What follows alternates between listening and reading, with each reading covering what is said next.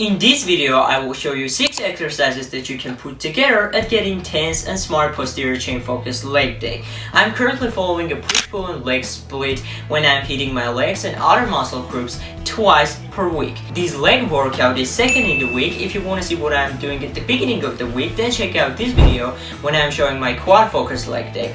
And also, in that playlist link on which in the description, you can see my push and pulling sessions. So without further ado, let's get into it.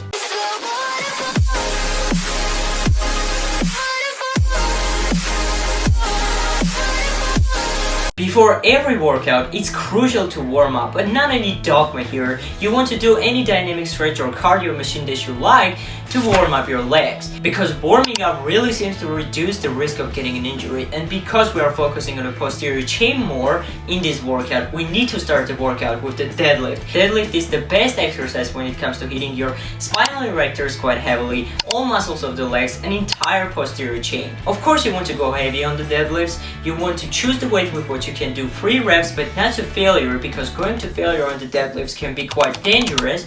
So your weight should be 80 to 85% of your 1 rep max, and you want to still leave that rep or 2 in the tank. And you want to do it for 3 sets. Before heavy deadlift, you need to do a pyramid warm-up where you are doing a couple easy sets when you focus on the form and warming up the muscles by gradually increasing the weight till you approach your working set. You don't want to push your warm-up sets hard. They're meant to be easy and accumulate as little fatigue as possible to not interfere with the performance on your working set. Couple cues about technique of the deadlift. Before starting a deadlift, you want to hinge the hips, squat down, keep your lower back in line with the upper back. You don't want to round your lower back and upper back at any point throughout the rep. If you pull with the conventional stance, your legs should be in line with your hips and your hands slightly wider than your hips. If you pull with the sumo stance, you need to take slightly wider stance. On both versions of the deadlift, you need to pull the bar by dragging it up over your shins and under control, lowering it back down. After deadlifts, we are doing 3 sets of 10 to 12 reps on the Smith machine squats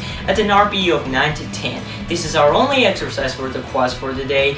That means you really want to push it very close to failure, or ideally to failure. You want to position your legs slightly in front of you, squat down under control, at least to the parallel. If your knees allow, you want to go slightly below parallel to get a better stretch on the quads, and then you want the explosive athletic eccentric. On your last set of the Smith machine squats, you want to reduce the weight by 50% and do something called the long length partials on every rep of the last set. Long length partial is when you are doing partial rep from the stretch position of the exercise. On this exercise, that's the bottom part, the hole. From there, you want to go about halfway up, and then under control, you want to go back down. These are not cheat reps. You want to still do them as you would your normal full range of motion reps, under control with a strict form. And you don't want to go too up to the point when you are still doing 90% of the range of motion while only skipping a lockout. In all studies, long length partials were effective when they were done as half reps. These are harder than full range of motion reps because you don't get that mini rest at the top. And most importantly, they are emphasizing the most anabolic part of the range of motion, which is the stretched part. After squats, we want to target the glutes, and hip thrust is a great option here.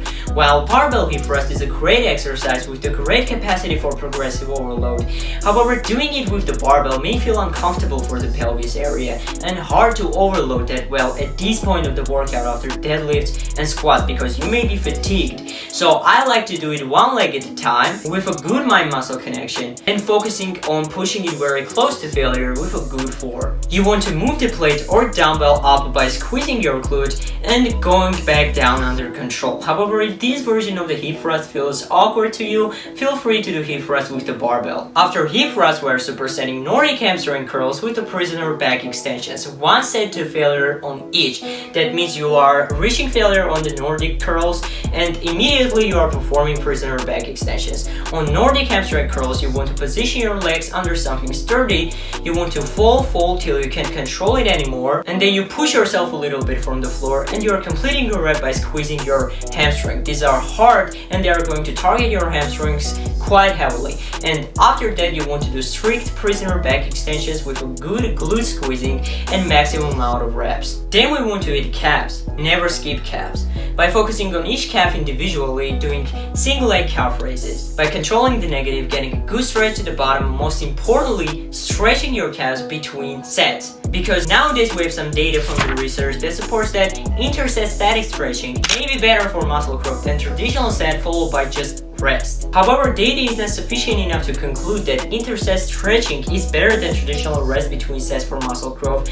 But if you want to maximize your muscle growth, at least for the weak parts in your physique, stretching between sets on one exercise per workout is going to be better for muscle growth than just resting. But you don't want to overdo it. You want to hold the stretch for 30 seconds and don't do it on every exercise, but on just one or two maximum, because when you will overdo it, it can actually harm your muscle growth. And we're going to wrap the workout with some ab work like cable crunches supersetted with hanging leg raises, 2 sets each, 2 or very close to failure. And that's going to wrap this leg day. If you enjoyed it and got a good pump, please leave me a thumbs up, subscribe if you haven't already, and I will see you guys in the next one.